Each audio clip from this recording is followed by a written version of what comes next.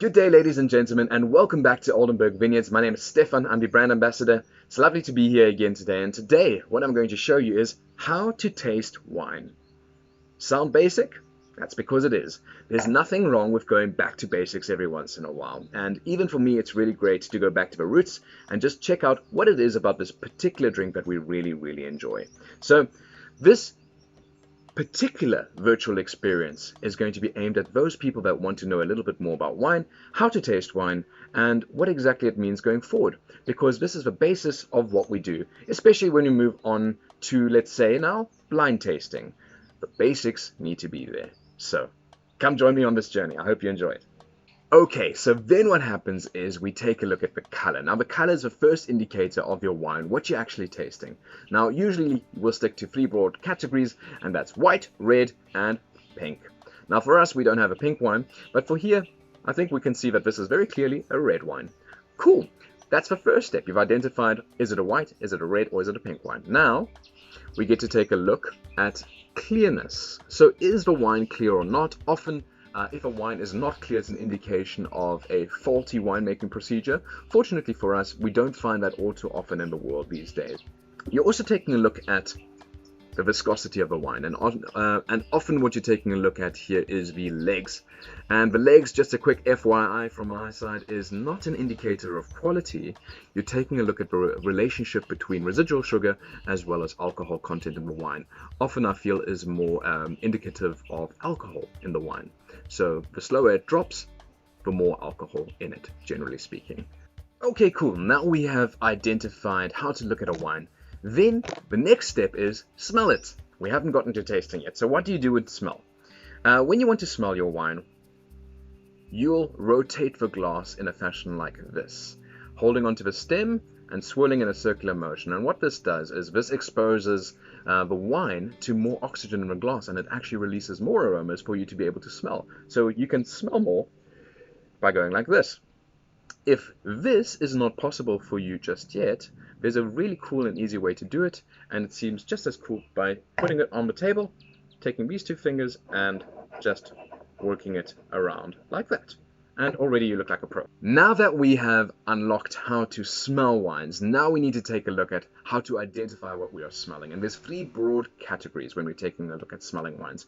We're looking at primary aromas, secondary aromas, as well as tertiary aromas. So primary aromas are aromas of cherries, raspberries, red currants, fruity characteristics, or floral characteristics. And then secondary aromas are aromas that are winemaking interventions. So like getting wood on there, which you'll often identify as vanilla, or finding lees contact there, which you might identify as a brioche, yeasty, doughy smell. And then thirdly, you'll get tertiary aromas. And tertiary aromas are aromas that develop over a long time. And those are aromas, for instance, on red wines like leathery, meaty characteristics. You can often get earthy characteristics. On white wines, you can sometimes find honey, nutty aromas, and depending on what it is, peaches, apricots. It really is something that is quite broad on those tertiary aspects there. Now it's time to taste the wine, and we've gone through the smelling part, we've gone through the swirling part. Now we can actually have a sip of our wine. Let's go ahead and do that.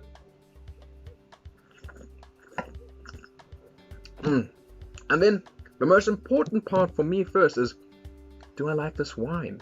Because that's for me the most important thing. Do you like the wine that you're drinking? That's the first thing that you'll probably understand when you put this to your mouth and once you have a swallow.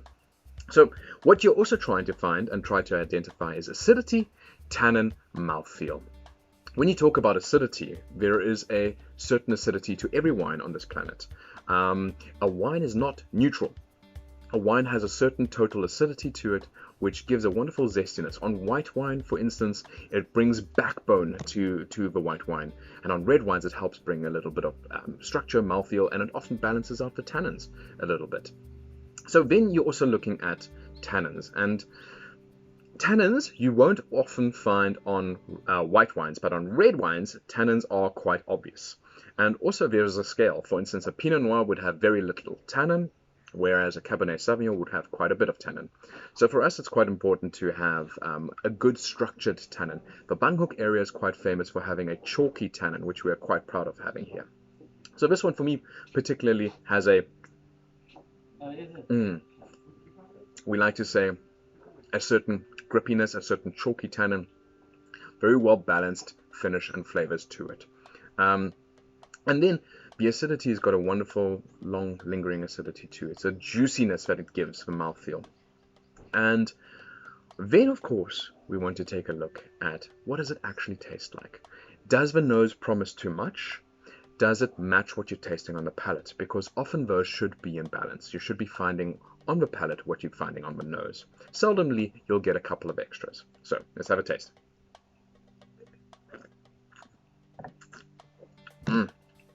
So here, I'm getting on the palate quite a bit of green bell peppers, smoked paprika, roasted chilies, cayenne pepper, and underneath all that, I'm getting a really wonderful macerated cherry, red currants, raspberry fruit. And let me see if I find the same on the nose. It's very much there. So here I'm also getting these wonderful savory aspects, herbaceous characteristics on the nose too, as well as that wonderful just red fruit just coming through there. I would say the nose and the palate here is in balance, and that's quite important. One final consideration that I often like putting out there is the length of the finish.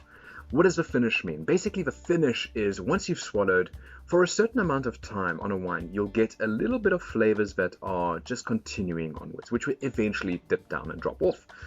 For me, a longer finish I actually do prefer. Quite a few people prefer something that's short and sweet.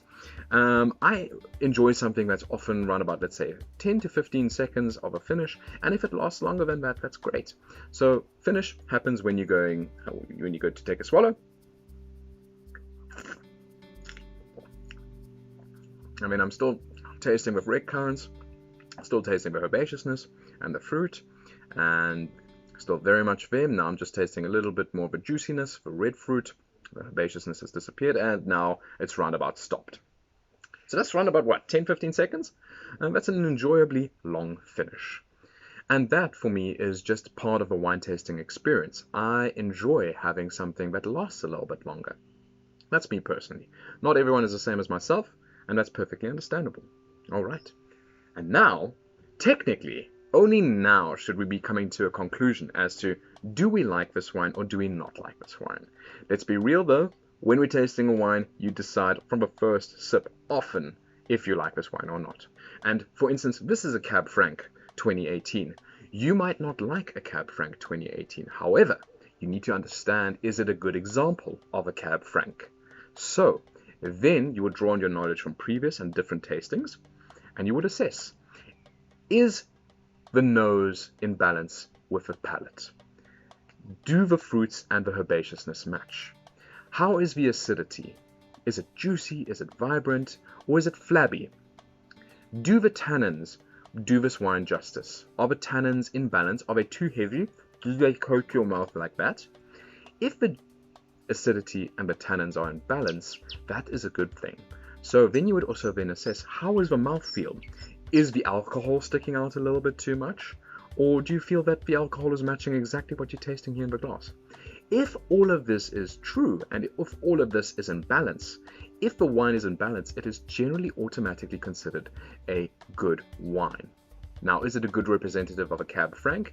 I would actually say this is a fantastic representative of a Cab Franc, especially because we're in the Bangkok area. This is something that we do quite well. It's just a little something, and honestly, for me personally, I feel there's a lot more good wines out there than there are bad. And here's a other little tidbit: drink what you like. That's the most important thing to me. I do hope you've enjoyed it with me today. Thank you so much, ladies and gentlemen, for tuning in, and I'm going to say until next time. Cheers.